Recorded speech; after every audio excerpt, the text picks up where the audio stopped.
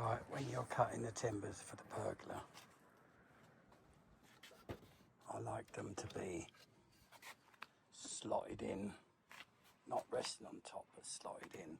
So you mark your measurements out. You put a pencil line on both sides. You then turn it sideways. You set your depth. You also put a pencil line along there.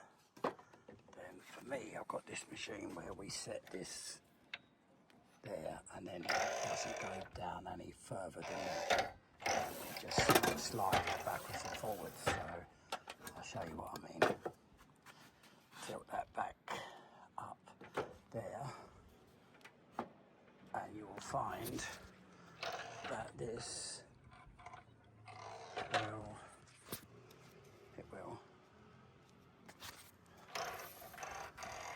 will go into there, and it will slide backwards and forwards. And then what you do is you just bring this a little bit better with two hands. I'm just going to try and show you what I mean.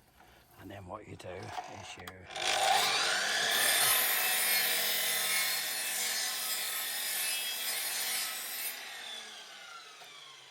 go backwards and forwards to the depth down there, right the way up until you get to there, and then you drop that into there. I'll show you when I've cut that, and I'll drop that in.